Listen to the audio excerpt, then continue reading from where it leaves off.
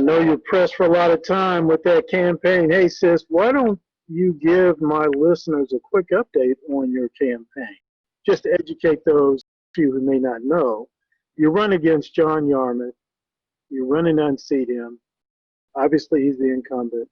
He's been up there, what, 3-4 terms? Since 2007?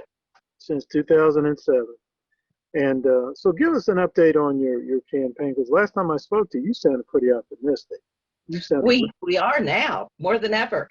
Every Saturday we have a prayer rally where we pray for the city of Louisville, we pray for peace, we pray for the election, and we also have a political rally every Saturday at different places in different parts of the city. We're also, we have a new website up. We have many volunteers signing up. We're collecting volunteers now. We're going to walk neighborhoods and knock doors. We're going to hand out palm cards, brochure information cards at churches as they let out over the next 5 Sundays.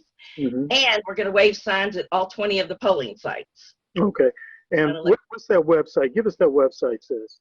It's www.rhondaforcongress.com. And let me tell you what else we're doing. We have spoken with Chris Wiest, who is the attorney that sued Governor Beshear and argued a case before the Supreme Court of the state of Kentucky.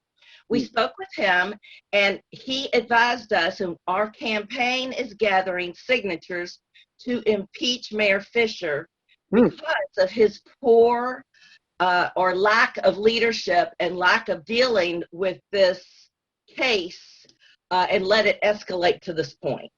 We are, I think both sides do not approve. No matter what side you're on, nobody approves of Mayor Fisher. So we are gathering 50,000 signatures. We're going to present it to the Metro Council and demand he be impeached. And also we want to add a few more situations so we can protect both any peaceful protesters from the violence and the vandals and the citizens, because we really want to bring safety back to Louisville. We have had an outbreak of murders, police shootings, carjackings, robberies, you name it. And I believe a lot of these people are bussed in from out of town, and they are not doing our city well. We need to have tougher penalties for criminals that are looting places, vandalizing places, carjacking. I think that's, and not just send them to jail and get them out in 2 hours. Yeah. You know, I know a lot of people they're upset with the mayor over what you just articulated in a couple of minutes. Comes right down to it, public safety. I can't think of too many people that I've ever heard say, well, we don't want these people demonstrating. What I'm hearing is that, hey, you can't call looting, rioting, peaceful demonstration. And, right. And of course, you're hearing some of these groups are trying to basically use mafia-style tactics to pressure businesses to give them donations and things of that nature. Now, maybe I'm out of the loop.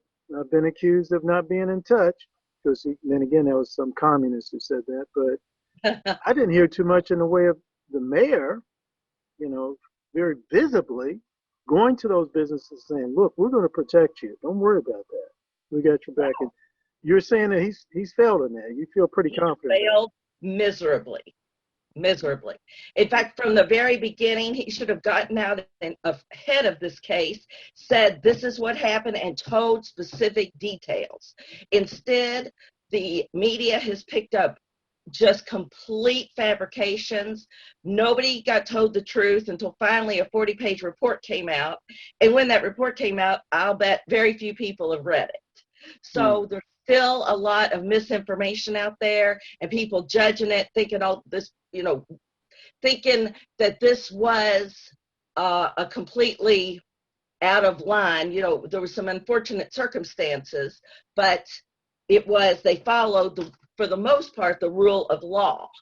So anyway, sure, there's protests, and there's always, we have our First Amendment right, but we don't have a right to block traffic. We don't have a right to put guns to people's head when they're in their car. We don't have a right to rob businesses. That's, I just think those are outside paid instigators that have been brought in to bring chaos to our city.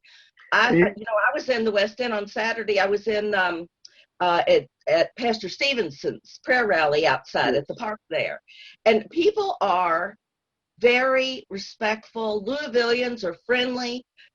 We love our neighbor. We get along great. We have for years. There's always bad apples. You can't stop that. Right. But I really believe that a lot of this is instigated from outside groups. Yeah. And do you think, I don't know if you saw the statement or not, but when the Attorney General, Daniel Cameron, announced the results of the grand jury, he sort of made some reference to outsiders, influencers. Do you think that's what one of the things he was referring to when he made those comments? Absolutely. You see buses rolling in from out of town. We know when they're headed this way. The police get a report when busloads of people, and a lot of them are paid instigators, paid by some George Soros groups who want to bring chaos to America. Because the more chaos, the more division there is among the races, among people, the more that lends to the one world government. There's a group of globalists that want a one world government. They don't want America to be strong. They don't want America to be united. That's who is behind this. Mm-hmm. Well, I do know that I know of one Louisvillian. She actually took photographs of these buses. I know sometimes people think, oh, that sounds sort of strange. It sounds sort of conspiratorial. But I've seen pictures of these buses filled with these people. Mm-hmm. I've heard some other people who were part of the demonstrations, and they put on Facebook, we had to tell these guys who we've never seen before, hey, no, that's not what we're about. That's not what we're doing. That's not what we're going to do. I just like you say, I think Louisville's always been a pretty peaceful city and that kind of stuff. We all get along with one another. Then all of a sudden, all the looting of these stores, Louisvillians looting Louisville businesses. I'm not seeing that. No. So I think there is some clear evidence, clear connection between with what you're saying, is that there's some outsiders coming in and just messing things up. Go ahead. Tell you what, Governor DeSantis in the state of Florida did. He has added and increased penalties for rioters coming in from out of state. If you're from out of state and you're rioting in that state, you have increased penalties, mandatory jail time, and increased penalties if you shoot a policeman, that type of thing. That's what we need to keep the outsiders out. Let us deal with this among our city. We don't need buses from Chicagoland coming in to bring chaos and war zone to our city. Right. Now let's specifically talk about this petition. What does this petition say? And again, what are you looking to accomplish with this petition? I know you want 50,000 signatures, and the petition is literally asking for Metro Council to say, Mayor Fisher, you're out. Did I get that right? Yes, we quote the statute because when he negotiated with the family of Breonna Taylor, there is a procedure and a process that you go through, and he avoided that process completely. Now, nobody's saying, she should have been paid or she shouldn't. What we're saying is he avoided the process. And the reason he did that was to cover up, and this is well known and well documented, and this is from the attorneys, well documented. He did it to try so that he would not have to be deposed in the deposition, because it was going to be found out that he had had an affair with a woman and did some corrupt business dealings with her. This is public knowledge. Now, not a lot of people know it, but it's out there and it's well documented. And he did it to cover his own hide. That's why he didn't involve the council. He didn't go through the proper procedures. That's what we're upset about. He didn't share with the public what was going on. He didn't get out in front of it. He allowed lies to come forth, And then, then he put it off on the attorney general. So the attorney general had a grand jury. So every step along the way, he has been corrupt in his dealings with Louisville people. He has not represented us. So we want him impeached under the KRS statute that we cite. I'll tell you, even Black Lives Matter want him impeached too. So it's the conservatives and the other want him impeached. So we're all in this, on this goal. We may be coming at it from two different angles, but we want him impeached because he has not done a good job in any way, shape, or form. And if we get him impeached, we will have the authority. We'll say, look, we got 50,000 signatures. We can get more. We want added penalties and mandatory jail time specifically for those who are rioting and causing damage, looting businesses, tearing up businesses, and specifically for out-of-towners. Then we will, I think, we'll stop a good part of it. If we can stop the out-of-towners from coming in and causing chaos, I think then we'll have a better handle on what's going on. Yes, and I think the demonstrations will be much more peaceful. Again, I just don't see. I have some very, very strong disagreements with a lot of the left liberals, radicals, who are, I guess you might say, Louisville-born, Louisville native. But I don't see. There's no way I could ever see many of them saying, "Well, let's burn down this business or that business." I mean, these businesses are really just part and parcel of the family. I mean, Imperizelli's, the Ruby Chris Steakhouse. I mean, all these guys, they're just part of the family. Mm-hmm. And yet some knucklehead wants to go burn them down. It's ridiculous. And there are Louisvillians who work there. Yes. There are Louisvillians who get hurt because, now these restaurants, these bars, and other places have to say, I'm sorry, we're boarded up. We can't pay you because we can't be open. Right. People can't pay rent.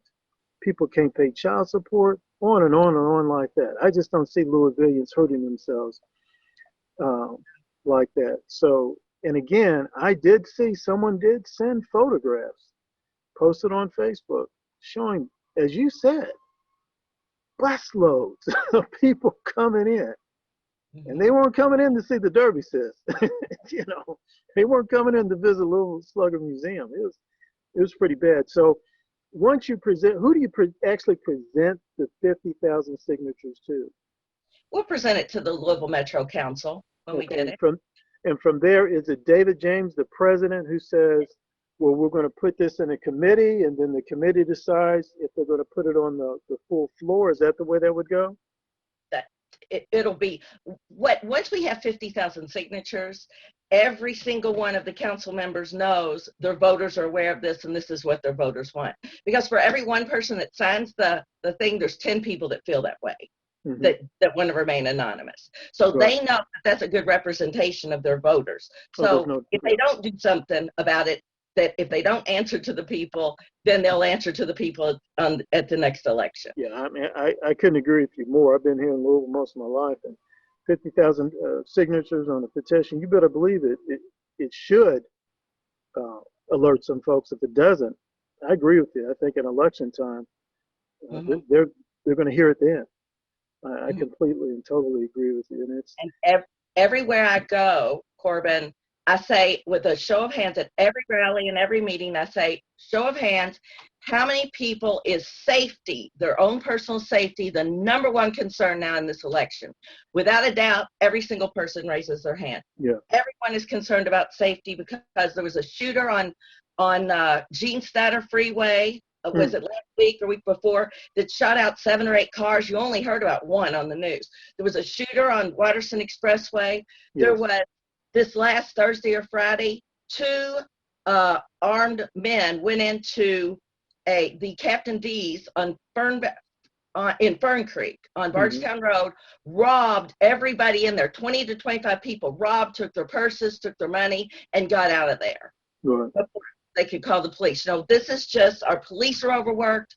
Our police are paying overtime. Where's that money coming from? Right. The city of St. Matthews had over $110,000 in overtime, and the riots weren't even here. That was just to keep the riots out. Right. Overtime last month. That is absolutely absurd. Yes. And of course, as you know well as anybody, the two police LMPD officers that were shot. Mhm. Aubrey Gregory and another gentleman. And I know of other places that have been robbed that you didn't mention. I mean, it's like, it is good. It is a matter of safety is a matter of concern in Louisville, no doubt. You know, there were between 12 and 20 Walgreens where they were robbed and drugs were stolen, alcohol was stolen. And jewelry stores will not report it though. They report it to the police, but they don't want it in the news. Mm-hmm. So we have I have a whole list on my Facebook page of just some things that happened in 3 days' time. It was just awful. And unfortunately, you're saying that, you know, the buck sort of stops with the mayor, that he needs to either step up his game as far as public safety is concerned, or he needs to step out of the game. That's basically. Well, I'm going to tell you one thing. If I were mayor right now, I guarantee we would have seen the last of these violent crimes. We would have seen the last of it.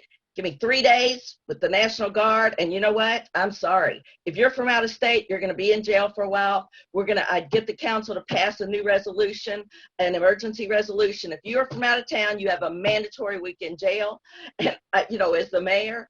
Mm-hmm. And you know what? These people don't want to spend a week in jail. They want to party at night and, you know, break out windows. Some ones come in from out of town. Right. They are a little bloodthirsty. So no, you could stop it just like that. President Trump said, I am here waiting, ready to help you. And of course, what does our governor say? Oh, we don't need your help. We got it under control. Well, you know what? The people in Louisville and even the people, I went to the Oldham County GOP, everybody in Oldham County and Bullitt County, and they are concerned as well because they're surrounding counties. Yes. They don't, you know, they're very concerned as we are because they all come into Louisville and work and shop. And yes, it's just, so it's not just Jefferson County that he's affecting. Yeah, that's absolutely correct. You're absolutely correct. And we can go to your website and we can get a copy of this petition. Is that correct? Yeah. You can either go to rhondaforcongress.com, or we actually have the website impeachmayorfisher.com. Wow, impeachmayorfisher.com. And it's FISCHER. That's a C in there. Mayorfisher.com. FISCHER. Wow. The first 2 days we got over 1,000 signatures just in a matter of. Just in 2 days. 40. Yeah. Mm-hmm. Wow, we haven't even promoted the website yet. We've just. Have there been any organizations that have stepped up and officially endorsed the petition? Yes, Take Back Louisville has. Take Back Louisville has. Yes, TakeBackLouisville.com, Take Back Louisville Facebook, Take Back Kentucky has.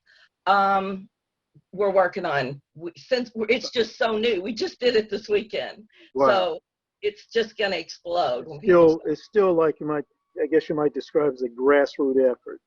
Oh, it's still in its infancy.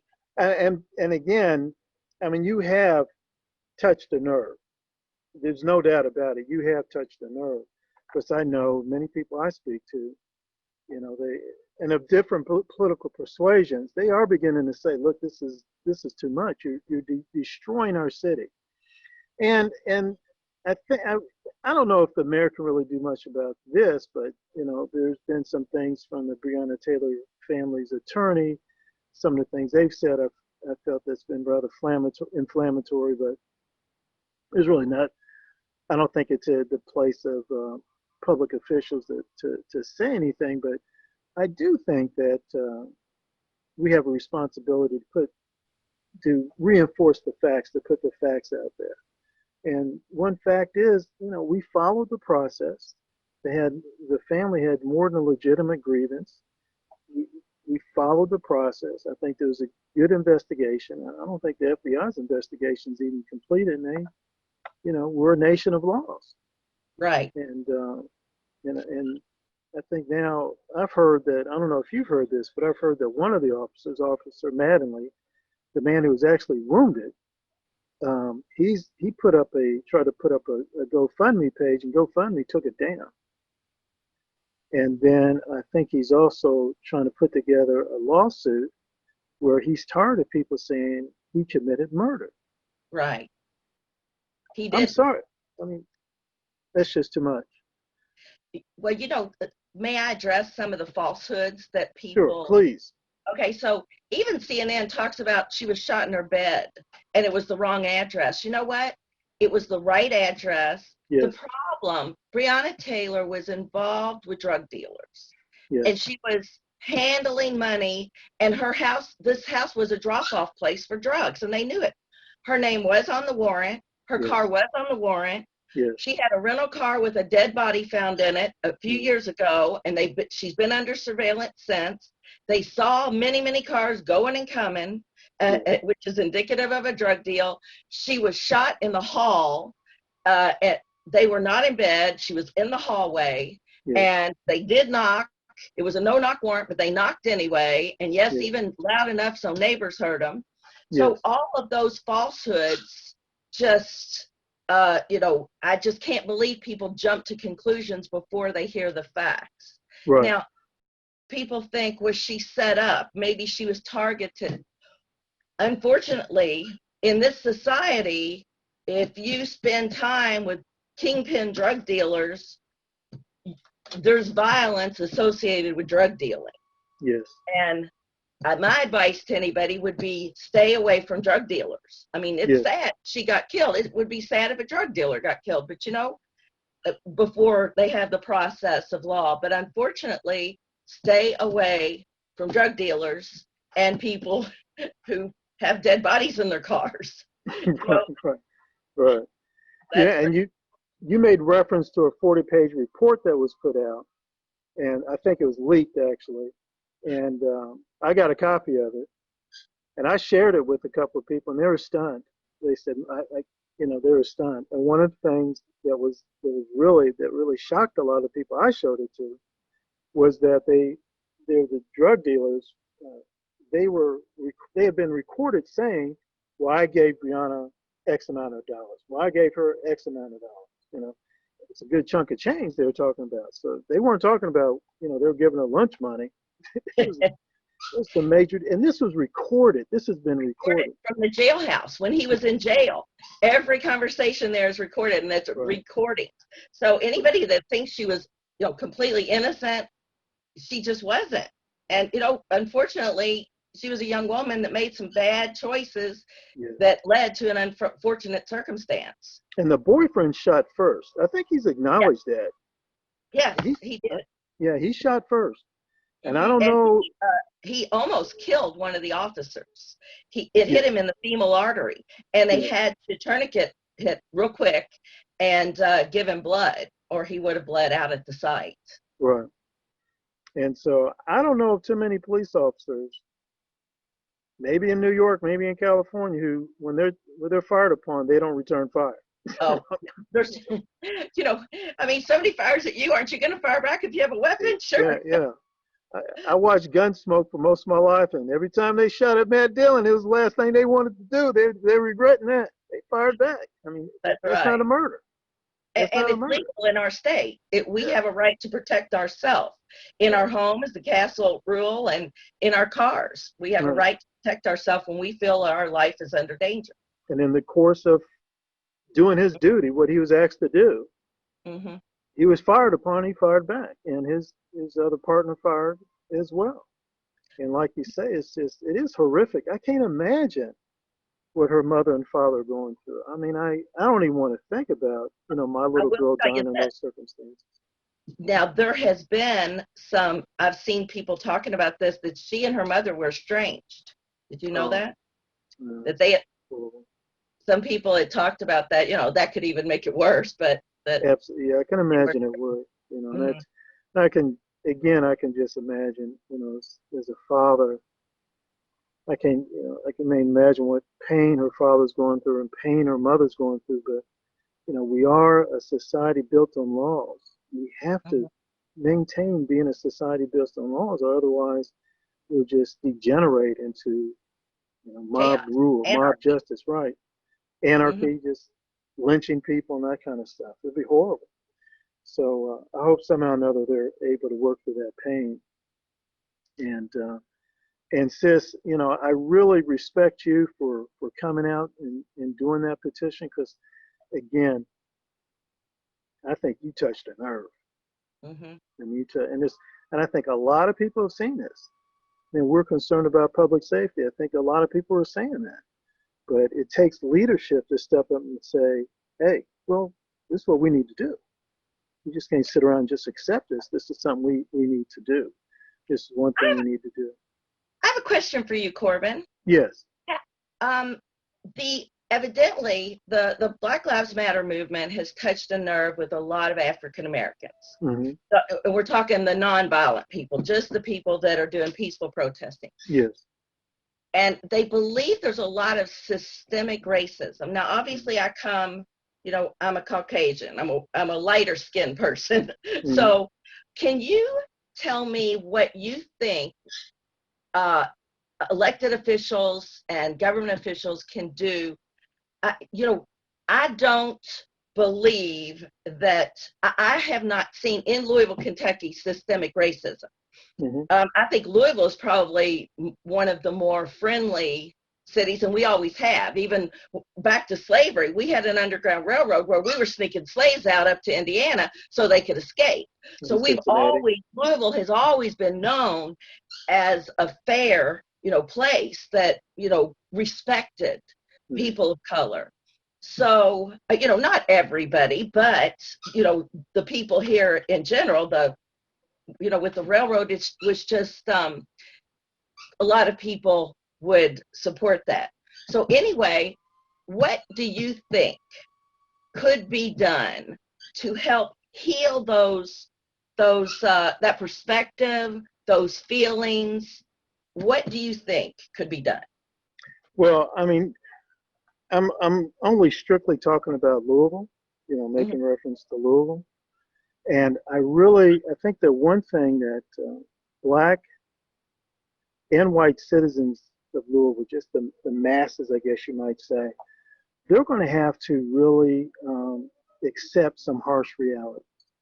And that harsh reality is there is no significant systemic institutional racism in the city of Louisville, period. Mm-hmm. And I think that if there are people out there saying that there is, then my response is name names. Mm-hmm. Name names. You know better than I do that the city of Louisville ain't nothing but one big small village. Right. Everybody knows everybody. Everyone's connected. I'm probably mm-hmm. just one person away from actually knowing Mayor Fisher, Uh-huh. So if you're saying that there's systemic racism, employment, housing, where is it?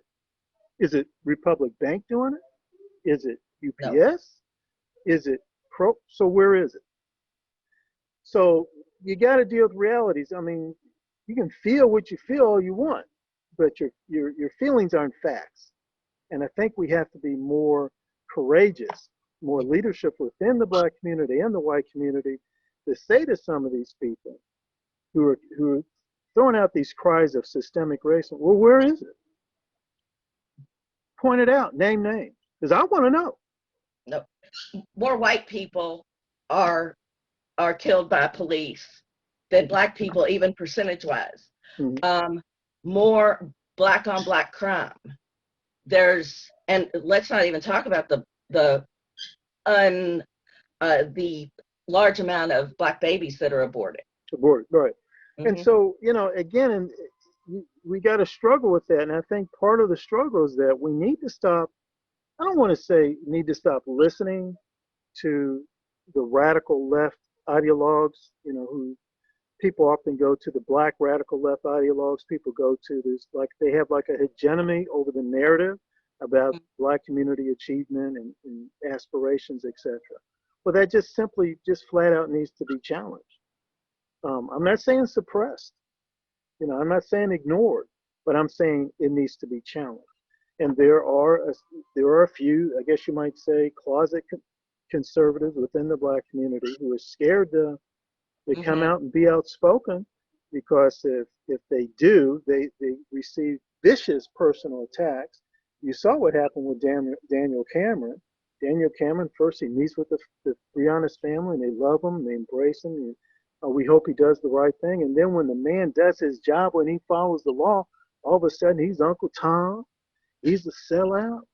They want to talk about the man's wife, and they want to talk about 400 years of oppression. What are you talking about? 400 years of this man won a statewide election. The majority of people in Commonwealth Kentucky are not black folk. Right. Maybe I'm wrong, but they ain't. And yet he won that, and not only statewide, but he beat what? A white male incumbent. Yes. You got to show me that institutional racism, sis. I got to see it. Mm-hmm. I got to see it, because if it's there, it's sort of weak. If you ask me. And I can go on and on, but you got to challenge that.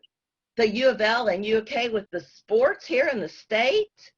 Are you kidding? They love the basketball players. We love our football players. Man. We love. So, yeah. No, I think it's the city of love. I think Greg Fisher, he needs to be, he needs to thank God every day and twice on Sunday. You ain't got no black U of K player or black U of L player who wants to run for mayor, because they'll get it. Everybody come out, oh, hey, we love them, particularly if they get a championship. Man, it's over right there. They can ask for any office they want. Where is it? That's all I say. Name names. Where is it? Mm-hmm. And it's not there. And then secondly, we have to be more conscious of supporting black conservatives, the black conservative voices and black conservative organizations that are very open and upfront and saying, hey, I'm a patriot. Hey, I love Kentucky. And, I agree.